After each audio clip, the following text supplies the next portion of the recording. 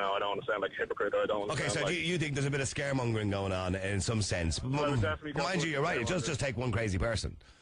You know what I mean? That's all it takes. It's just one person with an idea in his head. That crazy for we don't know who's responsible for the attacks today. So I am being careful to say that we're only surmising now. It's clearly being said. They are clearly saying it's a terrorist attack. This man, he's clearly. Look, he's not British. Whether or not it was some sort of Middle Eastern terror group is obviously. Mm-hmm. Well, look, I'm sure we'll have more information as the night goes on. Stay there, by the way, please. Joseph, stay with me, and Hassan, stay with me. I will be with you straight after the break, Joseph. All right, I promise, okay? Text 53544. After today, and it is being called a terrorist attack, let's be clear about that. They're not saying this is an accident or somebody had a heart attack in a car, because the man clearly jumped out of the car with a knife, went to get into the Houses of Parliament, went to did stab a police officer who thankfully stopped him. Eventually, the assailant was shot dead. If he had got the gun from the police officer, God only knows what the death toll could have been like this evening, but he didn't, thanks to the brave efforts of that police officer who now lost his life, along with two other people and the assailant as well, and it looks like the death toll may rise. But I'm asking you, do you believe Ireland is at any risk whatsoever? People are talking about the fact that, well, look, it's right next door to us. It's only 300 miles across the sea. Text 53544. Do you think Ireland is at risk? What gets your blood boiling? Call Niall now. 1850 410 494. The Niall Boylan Show. Classic Hits 4FM. Don't miss it. Warning. Niall Boylan at night is controversial and confrontational and may cause offense to some. Listener discretion is advised. 4FM. All right, you can call us on 1850 410 494. You can text us at 53544. Joseph, you're on Classic Hits. How you doing, Joseph? Hi, Niall. How are you? Joseph, look, this is a tragic day again for the English people and certainly for the people of London, just like last year in France and Berlin and everywhere else. But, I mean, do we need to be concerned about this kind of thing? Well, why do we think we're special in Ireland? Well, we consider ourselves to be a dot in the middle of the Atlantic Ocean somewhere that really nobody cares about. Yeah, no, there's no doubt about it. These guys, these Muslim terrorists, they like to get France. And by the way, I want to reiterate again that we don't know that today's... but we do know it was a terrorist attack. And I think it's safe to assume that's what it was. Well, okay, I will clarify, right? It's highly unlikely it's anything else. But if it is, fair enough, I got it wrong once. But let's just say 99 times out of 100, it's a Muslim terrorist. It's a guy, it doesn't matter whether he was born first or second generation in England or he came in from outside. He's a Muslim and he hates the West. And this is what they do. But this is not what all Muslims do. No, but you see, the problem, this is what fundamentalists do.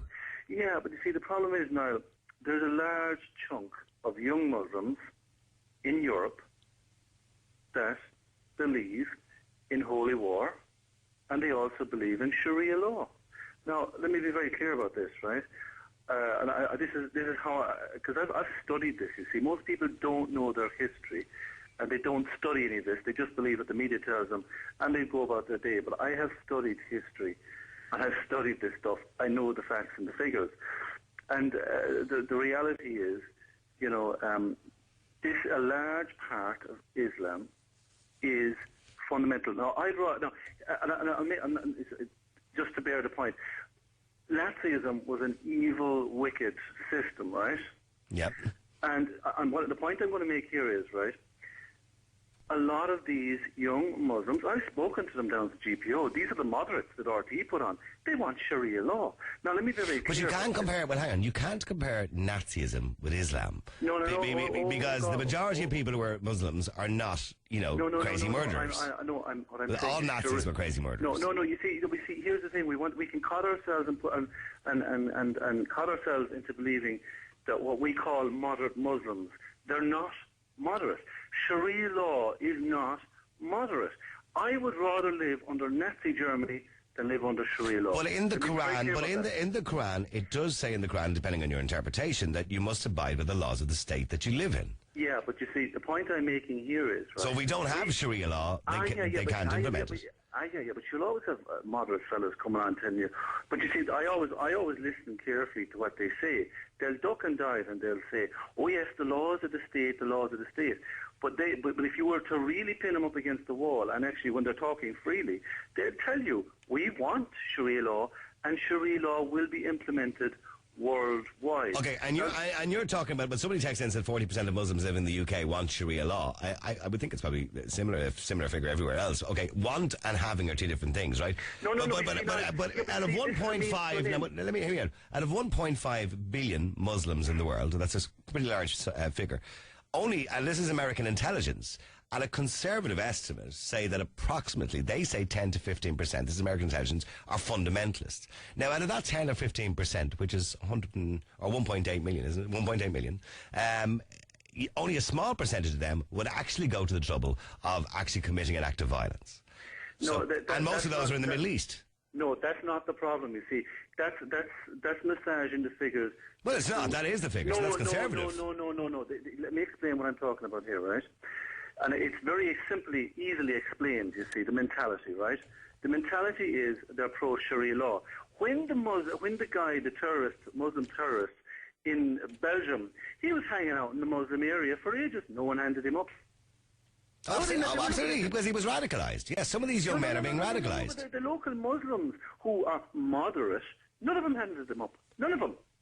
Not one. And that's what I'm talking about here. It's the softly, which is not softly, because these people, at the end of the day, it's indoctrinated into them. Islam will come out on top, and really the ultimate goal is Sharia law. And I'll quote a priest. What a priest said to me one day, because he was talking about after the Paris attacks there. Charlie Hebdo, was it? Yeah. No, and he gave a sermon on it, and I said to him after, well, fair dues for bringing it up, and he said, well. He said, by the way, there's a priest from Nigeria there. He's black, obviously. And I said, yes, I know, I've seen him. And he said to me, well, he was born a Muslim, and he's always saying, well, the Muslims are here to take over, by the way, you know that. So, you see, they talk nice while they're in the minority, and you'll always have the apology. But that would go for any religion or ideology, because the Christians did the same thing 1,000 years ago. Where? Sorry, well, I mean, hang on. We had the Crusades 1,000 years ago. The suffering ducks. I mean, look, how many times I have to bring this up? The Christians were being massacred for 400 years before they finally decided to turn around and fight back. Absolutely, but the Muslims could say the same thing. In the Middle East, we're being massacred by America for how many years now, and now we're fighting back. No, you see, I'm not going to disagree with that argument, but the simple fact of the matter is that's another issue completely, and the media fell in line here perfectly with the big massive lie of weapons. I mean, but you think of some little guy who's living in London and he's Algerian, for example, or he's from Saudi Arabia, or his parents are from Saudi Arabia, wherever it happens to be, right? And he's lost some of his family to American drone bombers, or they happen to be collateral damage in the bombing of a village, and he moved to London or to England, where he's been living there, or his parents have been living there, and he was even born there. He's not going to forget that. And he's always going to hate the West. And I can understand why he hates the West. I don't understand why he commits an atrocity, but I understand why he hates the West. And the point, and well, then I'm going to finish up with the final point. All these people who are concerned about this, all I'll say to you is keep voting for those politicians who are going to allow more and more Muslims come in, because more and more trouble. It's a multiplication, and you're going to get ghettoized areas like in England and in France where you cannot. You see, the mainstream media will not cover it, but I watch stuff on YouTube where journalists go into these areas, and the women have been attacked and told, you can't go into that restaurant, you're a woman. And they're like, sorry, we're okay, well, hang on, Joseph, because I want to bring Hassan in. He's been waiting for a while. Hassan, you're on Classic Hits. How you doing, Hassan? Hello, Niall. Thanks for having me on your show. Okay, you believe Ireland could be at risk? Before getting there, Niall, let me tell you, I'm coming from Iran. I have experienced the Sharia, and I grew up in Islam. And I hate to say that I disagree with whatever you just said to Joseph. And which part of what I said? I agree with about everything. Okay. Everything you're saying, and you don't have a good picture of the Islamic ideology, and I agree with almost everything Joseph said. Let me say one thing that everybody almost on this show mentioned. And that's Western foreign policy. Everybody is talking about Western foreign policy, blaming Western foreign policy.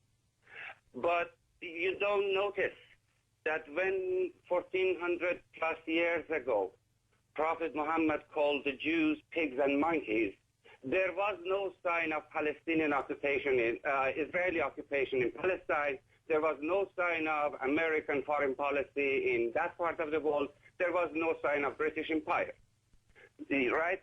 And if you go to the Hamas webpage, and I am there right now, the charter, one of the things it says is it refers to a hadith, a saying of Prophet Muhammad. And it is a reliable hadith. It is mentioned, cited by Sahih Bukhari and Muslim. And it says, the time will not come until Muslims will fight the Jews and kill them, until the Jews hide behind rocks and trees, which will cry, "Oh Muslims, there is a Jew hiding behind me. Come and kill him." Okay, when Muhammad said that, there was no sign of Western foreign policy in that part of the world. So please get your information from the right sources. So you believe this hatred has always been there? No matter what anybody was done or added fuel to that fire, you believe it's always been there? Well, we have to go to the beginning of Islam. And I'm currently writing a book about the life of Muhammad. Okay, I came from Islam. I lost the country to the Sharia. And I care a lot about this. And it hurts me a lot when I hear from Westerners, especially from my Irish friends, who try to lecture me on Islam, who try to tell me that Islam is a religion of peace, Islam is this, Islam is that, Western foreign policies should be blamed. But it hurts. It hurts. You are compromising. There is one serious issue here. Look at the terrorist attacks here. Okay, the terrorists. What do they say? So they are using Islam. Okay, if they are angry, why Islam? If Islam is a religion of peace, why Islam suddenly becomes appealing to angry people? So what you're saying, so what you're essentially saying, so what you're saying to me is by the media in the West suggesting that this is because of foreign policy, we're more or less giving them an excuse or a reason to continue doing it. In other words, we're actually fueling the fire. Because you believe it's not true. You believe this has always existed. Western media doesn't know anything. Well, maybe they do know, but they are trying to be politically correct, and they are poisoning the minds of the Western audience. This is my take on it. I have worked as a freelance journalist for some time. I'm not a professional journalist, but I have worked. I know the area. I know the red lines. And do you still consider yourself a Muslim? No. So what are you now? Well, I am a free thinker. The post-Enlightenment values are my standards. So you're spiritual? No, I'm not spiritual. Well, if you are asking for the exact words, I am an atheist. I don't believe in God anymore. Okay. Well, I'm with you on that one. All right, okay. So these men and women, well, predominantly men, who carry out these attacks, and they say in the name of Islam. Why and they are right. So, but it's their thinking of Islam, is it? But you believe Islam. This is what Islam teaches people. Well, I challenge all Muslim audience who are listening to this show right now. Bring me one verse from the Quran. The Quran has 114 chapters and 6,000 plus verses or ayahs. You bring me one surah, one chapter, not even one chapter, one surah, one verse that says all human beings, regardless of their belief systems and gender, they are all equal. You don't find it, but the Quran is full of hatred towards non-believers, towards disbelievers, towards polytheists, towards Jews, towards Christians. It is fundamental in the Islamic understanding. And this is what the Western people, the majority of them, are missing. So what do you say? Well, hang on. What do you say to Muslim spokespersons that we've had on the air in the past who say that Islam is a religion of peace? They believe they condemn, and some of them will condemn the attacks in Paris, Berlin, 9/11, whatever it happens to be. They'll condemn these attacks and say that they're wrong, and they'll call on their Muslim brothers not to be doing this because they'll say their interpretation is Islam as a religion of peace. What do you say to them? Well, anyone who has studied the origin of Islam and still believes Islam is the religion of peace is either, forgive my language, is either a charlatan or does not know what peace is about. And it is part of the movement of Muhammad. So how do you, well then, if you believe all this and you understand the ideology of Islam and this movement now into the west, of course, of Islam, how do you stop it? How do you stop the fundamentalism? How do you stop the radicalization of people? How do you stop it? Well, we have to call it spade a spade. To treat a problem, we have to have a right diagnosis. We have to admit at least that there is problem with Islam. We have problems with Islam. If you refuse to say so, if our politicians refuse to say so, another Trump kind of character will win the election, and that is very dangerous. We are this political correctness is taking us to a black hole. It's extremely dangerous. So there are many ways to control this, and in the shortest form I can put it here is that we have to control the mosque. Because, well, there was a suggestion in the UK of closing down or trying to ban Wahhabism and mosques that had, you know... Niall, it's not a problem with Wahhabism. You go to any mosque across the globe, they are teaching more or less the same thing. So I challenge you, in front of your audience, I challenge you, let's visit any mosque in Ireland. As a Jew or as a Christian, are you allowed to go to that mosque? Well, the mosque in Clonskee, I believe, has, you know, children from schools, Christian children on a regular basis are going into these mosques for tours. And they seem to welcome people.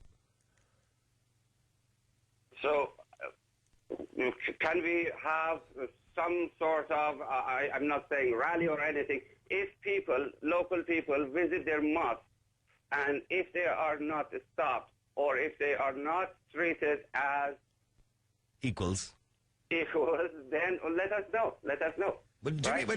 Hassan, do me a favour. I want you to stay with me for a second because I want to go to Ibrahim in a minute, but I want you to respond to what you've just said about Islam not being a peaceful religion. So stay there, please, Hassan. But I do need to speak to Darren first because he's been waiting for ages. Sorry, Joseph, just hang on. Darren, you're on Classic Hits. Darren, you're a former UK soldier, and you believe the Irish are involved in preventing terrorism. Yeah, fully involved. Yeah, sure. We're on the front line all the time, all the cases throughout all the years. In Lebanon. Everywhere, all over the world. You know, we had Irish fighting against the Irish, and they didn't even know about it. You know, it's just the way it has been. We go around the world, and it's just part of history. But maybe. And where have you been, by the way? Have you done any tours of duty? I've done two. And where have you been? Afghanistan, Iraq. And what was it like? Did you fear for your life? No, just nothing that you can say that can explain it. You know, it's just, I know there is another, he was out around the same time as me, Patrick Burry. He was over there, he has a book out now and we'll get into details, so if anyone that really wanted to see how the Irish got on, that's it. It's a book out there by Patrick Burry. He would explain all, like he'd even go to detail saying how on tour you'd even come across and say, oh, I looked to an Irish Reg in Afghanistan. That's been driven by ISIS or Taliban, whatever you want. And do you believe here at home in Ireland, do you believe at any point we're at risk? Yeah. You do? Yeah. And why do you believe we're at risk? You don't believe we're a neutral country, no? We're not, no. That's an old notion, really, isn't it? We couldn't be prepared at all. No. Like, not whatsoever. Like, I applied for the army. They haven't been hiring for years, and then they finally opened up a campaign, and then I was a year too old. He said no. I sent an email in, and for a special request, no. I just got no. So I was like, you know what, I'm going to the north, and then I'll get over there that way. Yeah. So I said, I'll go and do it. I'll be paid buttons, but I'll be doing what I want to do. Children are getting tortured. We were ordered not to be giving children anything over there, like foods, waters, or anything like that. As soon as they were spotted, they'd be you couldn't get into what be happening to him. But the thing is, like over here, you have a restriction in the Irish Army. I'm actually losing your line for some reason there. I'm going to try and get Helena back for you if I possibly can. Just stay there for a second. I'll try and get Helena to get you back because your line has gone up and down. Ibrahim, you're on Classic Hits. Go ahead, Ibrahim. How are you doing, Niall? You've heard what Hassan said. He's talking nonsense. I'm sorry. He may be an ex-Muslim. I don't think... Well, he said he's a journalist, he studied the Quran, and he said the Quran is not a book of peace. Right. Tell him... Islam is not a book. I would like to ask Hassan to translate ذَلِكَ الْكِتَابُ لَا رَيْبَ فِيهِ هُدًى لِلْمُتَّقِينَ. Okay. Translate it. Well, it says this is a book. Translate it. Okay, it says this is a book in which there is no doubt, and this is a book, a guidance for the believers, for the God-fearers. It says lil muttaqin. Lil muttaqin means for the righteous. Oh, for the righteous. God-fearers, yes. No, please. So that's the first thing. It says this is a perfect book. There's no doubt in it. It's a book for the righteous. Okay. And the word righteous is used hundreds of times throughout the Holy Quran. In chapter 3, verse 12, it says that you are the best people raised for the good of mankind. You abstain from evil and you do good, right? And you act upon you do good. You act upon righteousness. So these are two verses from the Quran. So this thing and this. What does it have to do? Let me finish. No, let me finish, please. Let me finish, Hassan, because you're making a false allegation upon the Holy Quran and upon Islam. Okay, what happened in London today? Every Muslim in Ireland and in Britain and all around the world are taking big gasps of breaths of air, waiting for the backlash of these idiots. Now, the people who did this now, they're not Muslims, because if it's found out that they are, because a Muslim, if he truly practices Islam, cannot commit an act of terrorism. But Ibrahim, you keep saying that. No, Ibrahim. Unfortunately, I don't agree with you. Well, you have to. Listen. I challenge you. The Quran has 114 chapters, right? Surahs. Okay. Yes. Give me 10 surahs in which there is no hatred of others, non-believers. There is. There's what, sorry? 10 verses. You get 10 chapters. You give me 10 chapters in which there is no hatred of... There's no hatred. Listen, Hassan. No. Okay, I want to get to a point that he made, Ibrahim, which I thought was a very valid point. He talks about the fact that the West blame foreign policy and the media blame foreign policy. Not that we're giving, Muslims a reason to do what they're doing and fundamentalists a reason to do what they're doing, but blaming foreign policy, the invasion of America and Britain and Tony Blair and George Bush and everything else, and destabilizing the Middle East. But he says it made no difference because if we go back to the very start, and Muhammad basically hated Jews anyway, so it made no difference. So he believes that hatred is there from the start. But it's not, Niall. That's the whole point. You see. So you're telling me from the very start, Muhammad had no problem with Jews whatsoever? No, he had no problem with the Jewish community or the Christian Jews. No, let me answer. No, hang on. In one day. Let me answer. 700 Jews in one day. Muhammad can I answer now? Can I answer you? Yep. Can I answer you? Yep. Right. Yep. This particular tribe of Jews, what did they do? They committed treason. Okay? And, let me finish now. And when they committed treason, they broke the covenant, they broke the promise of the agreement made amongst Prophet Muhammad, peace be upon him, and all the other tribes around them. They broke the treason by trying to sneak and fight Muslims. What did the Prophet do? No, let me finish. No, hang on. Well, you cannot lecture me on this. Hassan, let me finish. I got it. Hassan, I lecture on these things. Hassan, listen to me. Because you're not being honest, right? What happened was... I am giving you please, okay. Listen, please. Let me finish. Let me make my point. When the Prophet asked them to be judged by him, they refused and they said they would be judged only by the Torah. That was based on the Torah which they were judged upon. And there's a verse in the book of Leviticus which they were punished upon, which is in the Bible. Those who commit treason are to be put to death. And all male members. Okay. Let Hassan answer what you just said. I got it.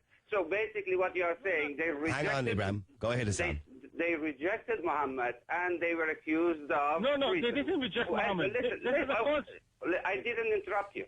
I didn't instruct you, okay? You did. So You did. listen, by your standards, now Ireland has acted exactly the same treason, quote-unquote treason, as that Jewish tribe did 1,400 years ago, because Ireland is on western side. So No, that's not if true. That's not Islam true. dominates... Well, it is true. We are on the western side. We do condemn the violence. We do empathise with countries. We do. So we are on the western side. Okay, but hang on, Ibrahim, because I am interested in both sides of the story as well. So, Ibrahim, just please stay there. It doesn't matter if you condemn occasional violence. You are appealing to the things, almost everything we call the post-Enlightenment values are hated by the origins of Islam, by the teachings of Islam. So you are guilty already. It doesn't matter if you take part in the war against Muslim world or not. You are already guilty. This is not difficult to understand. Prophet Muhammad, in 10 years' time, he launched 70-plus wars on what he called infidels. 70 wars. I don't know where you. Hassan. This is in Tariq al-Tabari. This is in Maghazi al-Waqidi. This is in Ibn Asir. Can I respond to this now? I need to respond to this. Original biographies, the first biographies of Muhammad written by the Muslim historians. But Ibrahim, when I listen to Hassan and I listen to you, and you know, I get on well with you, you've been on the show a long time, what he's saying to us about the people of the West and the way Islam, he's suggesting, believes we're already the enemy, we're guilty anyway, just by association, it makes a lot more sense than what we hear from peaceful Muslims. No. Let me take a step back, because this gentleman is being dishonest in his explanation. That's his interpretation. Hang on. I won't have you say that, Ibrahim, because he could also say you're being dishonest. That's your interpretation. That's his interpretation. Right. Okay, look. This is very simple. There's 4 sources of Islamic knowledge. One is the Quran, one is the Sunnah, one is the Hadith, and then there's the jurisprudence. Okay. So yes. Everything he has to prove from those sources. I can prove from those sources he's wrong. Number 2. He's just talking about battles.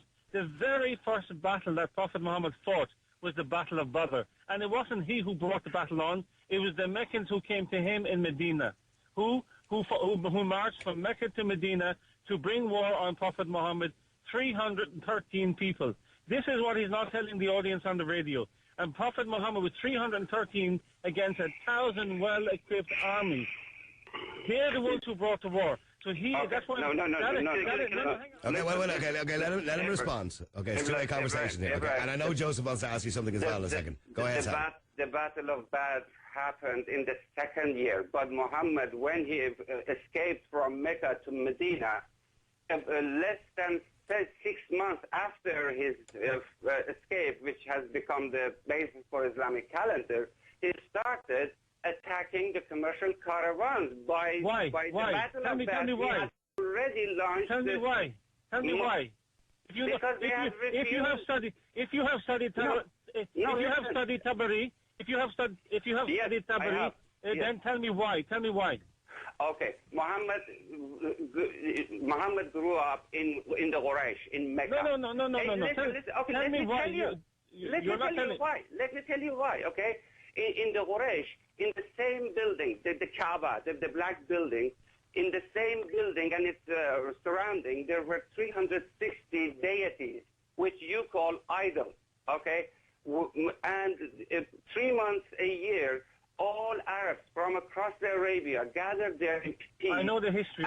Okay, listen. Okay, but what did Muhammad do? Muhammad said, La ilaha illallah, Allahu Akbar. What does Allahu Akbar mean? Akbar is a comparative adjective. Akbar means greater.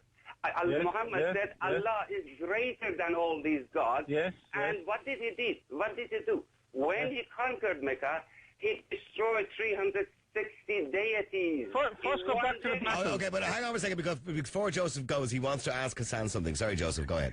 No, these two guys, you see, the problem for us in the West, or Europeans, or people who don't know the Quran, these people start arguing about the Quran and details, and they say, pull out a line that tells us this, that. I don't need to read the Quran at all. I don't need to read any of it. I only have to look at the history. of Islam. And I'm asking the moderate chap there, right? Ibrahim. Yes, Ibrahim. Ibrahim, tell me 1 century since Islam came into existence that Islam was not waging war on Christianity and conquering Christian countries. Name one, please. Okay, what's your name? Joseph. Joseph, tell me, who was the first Christian army to invade Saudi Hijaz? Sorry, what? Who was the first Christian army which was to invade Hijaz? That happened centuries after Muhammad. It happened. Listen, no, let me answer. I know that. Hassan, no, hang on. Okay, well, you answer the question. Let him answer the question you've asked him. Sorry, go ahead, Joseph. Please answer the question. Name 1 century that Islam, in the name of Allah, was not attacking Christian countries. Let me answer you. Joseph, let me answer you. You have to be balanced as well, here as well. First of all, it was the Roman power which indicated and hinted it was going to invade Hijaz. Prophet Muhammad, then being the prophet of God, or started the Islamic State, it was his desire that they should defend and make sure these Christian nations don't come in. Before they came in... No, please let me answer. Please, because I have the right to answer. Let me answer. I asked you a question. But I have to answer you. Name me 1 century, and actually name me 1 country that was originally Muslim that is Christian today. Joseph, and I will name you 40 countries Joseph, do you want me to name... Joseph, okay, let me answer. Please let me answer, because you're not being fair. Oh, right? No, I'm being very fair. No, you're not being fair, because listen. First of all, Joseph, for your information, I'm a European, I'm Irish, okay? Irish convert, okay? Let me tell you something. Your analogy is completely wrong. For one, let me finish. No, please let me finish. No, let me finish. No, it is please, not. Let me for the first 400 years of all I know is that you're not allowing me to finish. Lost about half of Christian territory to Islam. No, this is wrong. This is completely wrong. Now, okay, well, hang on. Let him answer the question. Ibrahim, finish what you want to say. Go on. Finish what you want to say, Ibrahim. Go on. Oh, sorry. The thing is this. When the Christian army invaded Hijaz, the Prophet then sent an army, later on after he passed away, an army was sent to stop it from invading. But before he invaded, Prophet Muhammad sent a letter to all the Christian kingdoms and told them he was a prophet of God. Okay? And he offered... hang on, Joseph. I'll let you respond to it, Joseph. Just hang on. Yeah, you have to let me finish. Right? And then, after that, the Christian armies invaded into Hijaz. So the Muslims... Now, I don't disagree. There has been wars where Muslim monarchs and kings conquered Western Christian kingdoms. But Joseph, equally, in the name of Jesus Christ, Christian kingdoms raided Muslim countries also. No. So your argument Joseph, just very quickly, because I've got to go to David. There's so many people waiting. Right. What was the year that army was going to attack? What was the year? It was 1 year before the Prophet passed away. 1 year before the Prophet passed away. Well, nobody attacked Saudi Arabia. It was desert, no empire. And when you say Ibrahim, when you say Muhammad sent letters, what did he ask in his letter? He gave them 3 options, right? Either convert to Islam, or submit to my rule, or die. These are the 3 well-known rules. That's not what he said. That's not what he said. What is the punishment? Ibrahim, I have a simple question. What is the punishment for a person like me who has left Islam? Nothing. What is the penalty for apostasy? There's no apostasy in the Quran. Show me it written in the Quran. What you just said, the Quran is not the only source, right? Quran. No, hang on. First source is Quran. Whatever Muhammad did. Hassan. What is the penalty, Hassan, for apostasy? The penalty is death, as far as you're concerned. Not from the Quran. Not from the Quran. What the penalty in Islam is apostasy or not? It's not. It's not. I'm telling you, it's not. Can you show me in the Quran? Show me in the Holy Quran. Well, I'll find you. You can't. Okay. It's not in it. It's not there. I challenge you to find it. I'll show you. Well, while I'm looking for this, can you tell me that was Prophet right in sending a letter to other countries and say, I am the messenger of God. If you don't believe me, then you are a kafir. No, that's not what he said. Listen, that's not what he said. You're not giving the true explanation of this. You are giving your attitude since you've left Islam. Okay, you're giving your hatred. Well, no, he's giving you an interpretation of it, which differs from your interpretation. But to be fair with both, you stay there because we are going off the subject. I mean, don't get me wrong, for all the listeners, it's great to get this insight into Islam from both your side and his side as well. Keep texting 53544. Let me get back to the original question. And the original question is, do you believe Ireland is at risk? According to Hassan, he believes so because he believes Islam is not a religion of peace. Ibrahim believes it is. Let me go to David. David, you're on Classic Hits. How you doing, David? Hi, Niall. Hi, Hassan. Hi, Ibrahim. Listen, I want to make two important points, and I do want to get back to the point. Number one, listen, and I'm coming to this from this point of view, I worked with Muslims every day of my life for 10 years until 2 years ago here in Ireland, okay?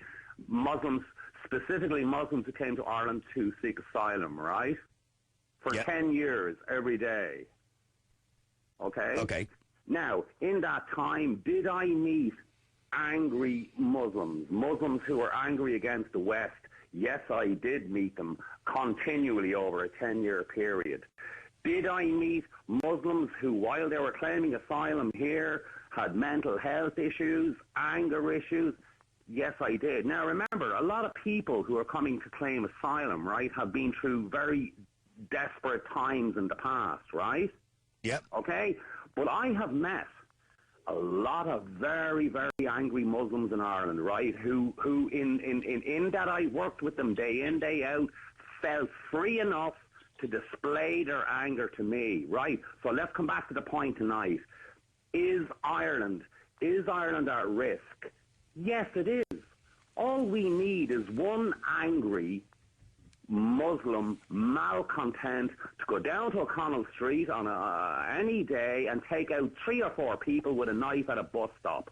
We are at risk.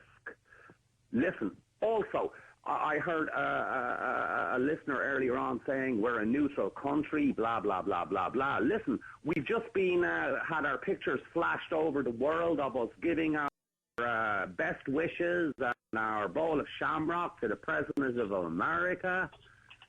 We've let the Americans over the years use Shannon Airport for whatever purposes. We are at risk. We're the best friend of England. We're you know, we are at risk, and there are angry Muslims in our country. I'm not saying that all Muslims are angry, but they're definitely here. And yes, are we at risk? I can tell you one thing. As I said, I worked with Muslims for 10 years, and we are at risk. Point number 2. Now, I've done a little bit of reading of the Bible and the Quran over the years, right? I'm not a religious person, but I want to tell you one thing about the Quran. Now, I haven't read it from cover to cover. I've went in here and there and researched certain subjects. Now, I want to tell you a conclusion I've come to upon reading the Quran and reading the Bible. Reading the Bible, it's like the Bible was written for believers, right? And it gives them guidance of how to live Christian life, right? Yep. When I've read the Quran, do you know what it's full of? It's like it's written for non-believers, and it's just telling what's going to happen to them and what. But hang on. But does the Bible not do that too? When you talk about, say, for example, the 10 Commandments, the first 4 commandments are quite selfish. They tell you to believe in one God, that it's a sin if you don't believe in one God. In other words, He's the greatest God. So, I mean, I think all holy books pretty much do the same thing. They tell you that you must believe in that one religion, and if you don't, you're a very sinful person. Now, you could take that one step further and say that sin, by the way, you know, is sentencible by death. That depends on how far you want to take it. But all holy books do pretty much the same thing. They're not meant to be taken literally. But unfortunately, we do have a cohort of people who take both the Bible literally, fundamentalist Christians, and we've had them in the world as well, and we also have fundamentalist Muslims who take things too literally. The Bible, I'm telling you one thing. The Bible does now. I'm not a Christian. I'm not a Muslim, but I delve into both books, right? I want to tell you one thing. The Bible does not advocate the eradication of non-believers, whereas I'm telling you, in the Quran, if you go into an English version of the Quran, But that depends on your interpretation, because I can tell you now, Ibrahim will completely disagree with you. Hassan will agree with you. Completely, because he's not reading it. I don't know what he's reading. I don't know where. Yes, the Quran does admonish disbelievers, people who don't obey the commandments of God. Equally, the Old Testament does the same thing. When you say admonish, how would you take that to? What would you take that to mean? No, admonish means, Niall, it's simply like the Old Testament and the New Testament says the same language. Admonish means those who don't obey the commandments of God, they will be held accountable in the next world. Same thing. Okay, so it doesn't mean they'll be held accountable in this world. No, next world. Okay, I want to just finally get into something before I go to Katie, who's going to be our last caller on this. In relation to Sharia law. And the suggestion by somebody earlier on, I didn't see that figure, but in London they did research recently, 40% of Muslims would love to see Sharia law in the UK. Now, there is already secret Sharia law courts in the UK Anyway, Hassan, do you believe that figure is an exaggeration? The Sharia? No, actually, this is taken for granted, but every Muslim, they grow up with this idea that, of course, Islam is right, Christianity is wrong, Judaism is wrong, Hinduism is wrong, Islam is right, and everybody else is wrong. But I want to answer Ibrahim's point that he says, where in the Quran? It says that if you turn away from the faith, kill him. Okay, there are many... No, show me, hang on, whoa, hang on. You're wrong. Okay, everybody calm down for a second. Okay, Hassan, where are you quoting that from? Okay, not in the Quran, chapter 9, verses 11 and 12. It says... Read it out. Read it out. I'm doing it. But if they repent and establish worship and pay the poor due, then are they your brethren in religion? So how can they be killed? Wait, let me finish it. With detail or revelations for a people who have knowledge. And if they break their pledges after their treaty and assail your religion, then fight the heads of disbelief. Lo, they have no binding oath in order that they may desist. If that is the verse that exists, that does sound pretty conclusive. No, that does not say. This verse is all about those people who leave Islam. Okay? Yeah, that's what he's talking about. Yeah. No, let me answer this. That is apostasy. I know this answer very well. Okay, and I've read this verse and commented on this verse many times.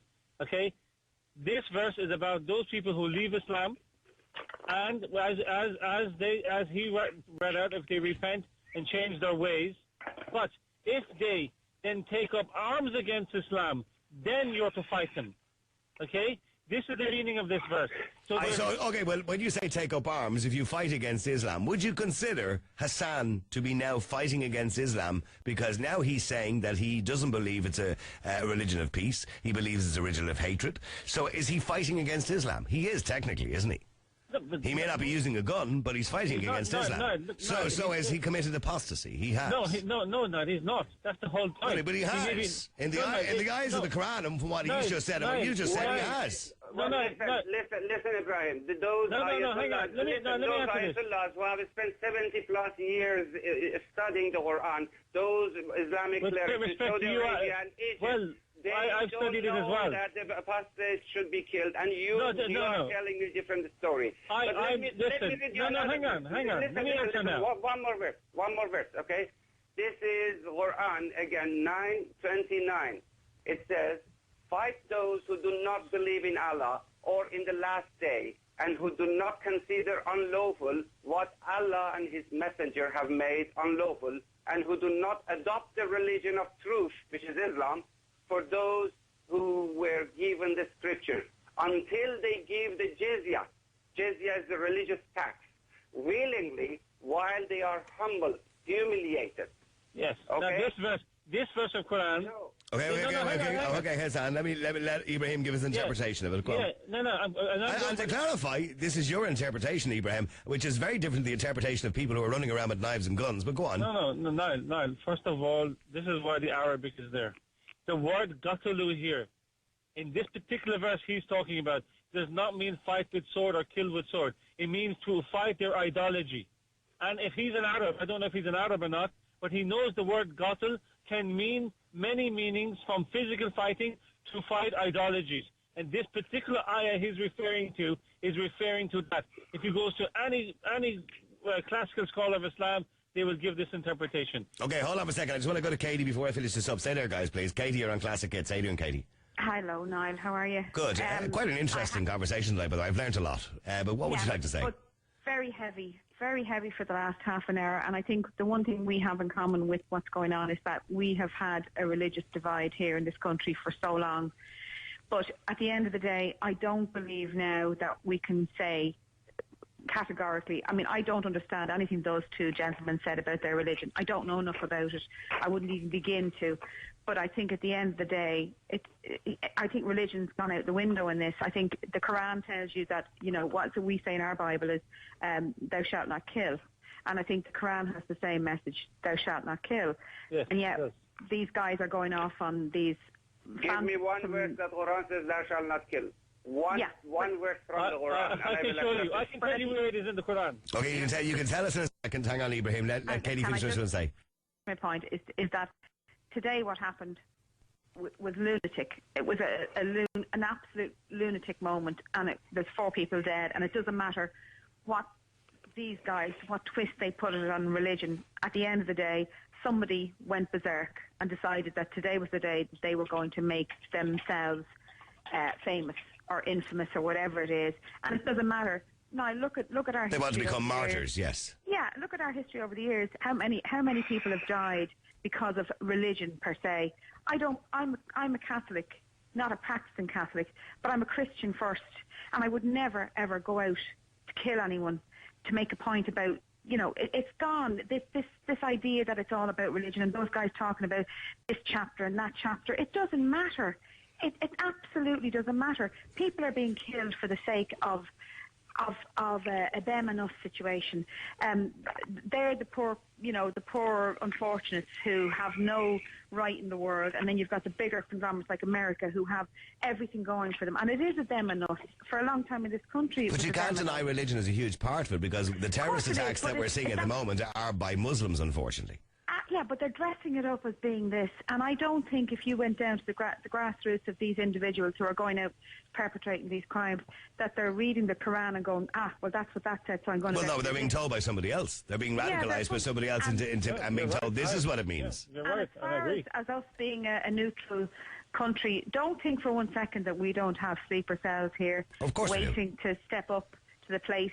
That's probably why we are so...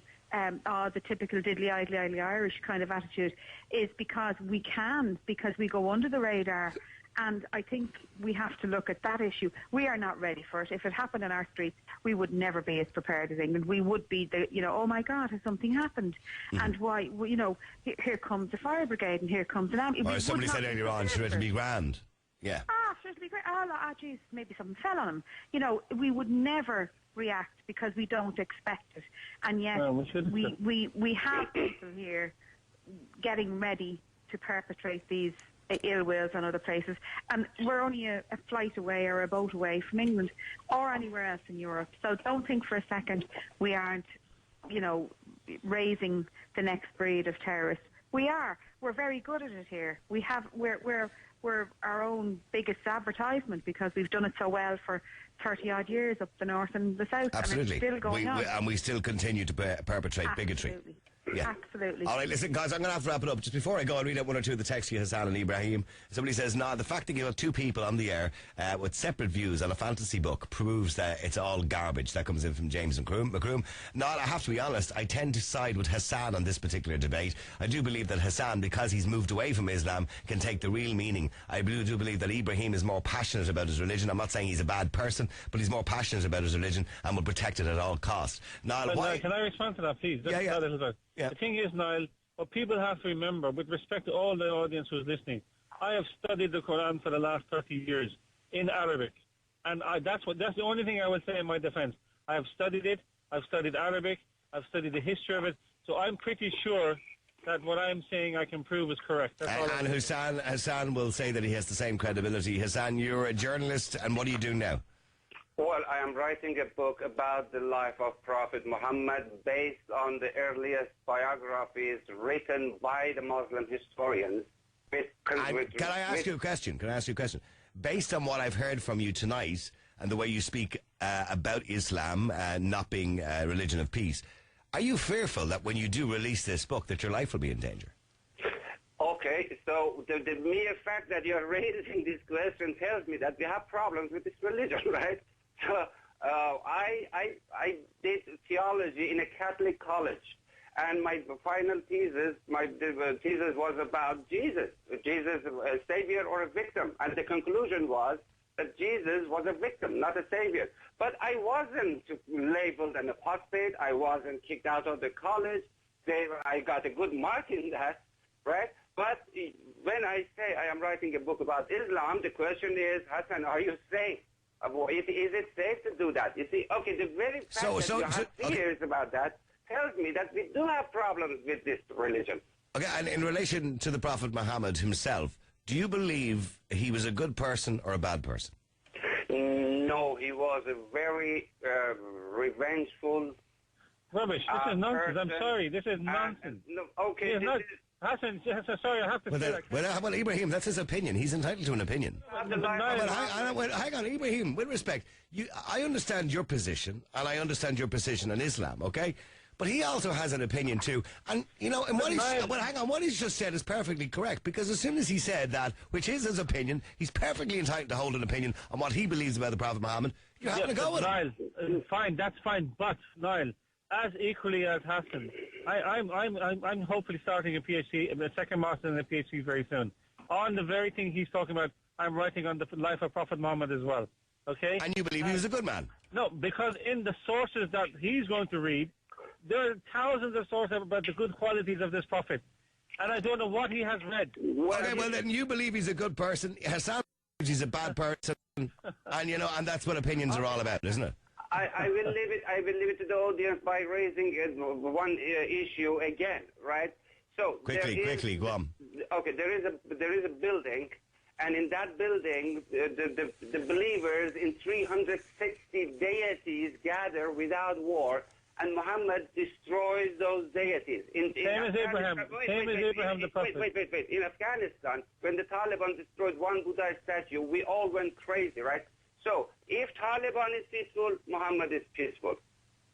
Oh, come on. Okay, listen, guys, I'm gonna. Oh, by the way, you never answered the question I asked you in relation to your book. Are you really? Would you be fearful of your life, the risk to your life, by releasing that book? I am, Niall. I have already lost 2 brothers to the Islamic Sharia. I have lost the country. I have published my life story in English.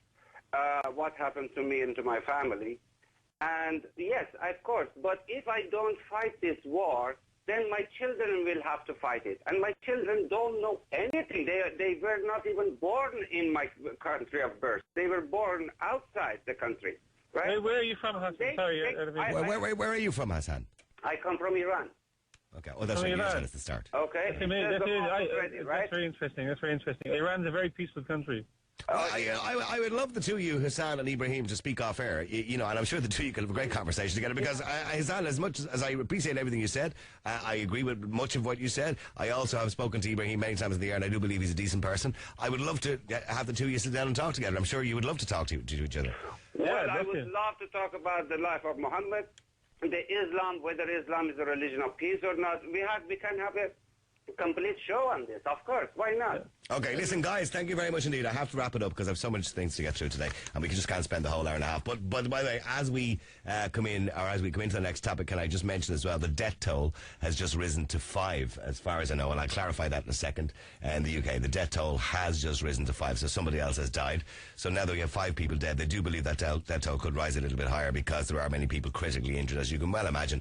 This guy was driving an SUV and basically just ploughed through everybody that was within sight. Somebody says, where is Ibrahim from? He's from Ireland. He's Irish. He's from Galway, I think. I know originally from Dublin. I don't know where he's from. Ibrahim changed his name to Ibrahim Noonan by deed poll when he became a Muslim. Obviously, changed his name. But he spent much of his life, from what I remember, in Pakistan, and that's why he has that accent. Because people often say, is he faking the accent just to sound like a Muslim? No, he lived in Pakistan for quite a substantial amount of time and spent a lot of his time in Muslim countries, and that's why he has that accent. But he is actually from Galway. He has a mosque in Galway. And I do believe, by the way, Ibrahim is a peaceful man. I don't believe for a minute that Ibrahim would condemn any acts of violence. All right, loads and loads of texts coming in. Okay, I want to move on. I have this email here about Mother's Day, because it's coming this Sunday. Mothering Sunday, as they call it.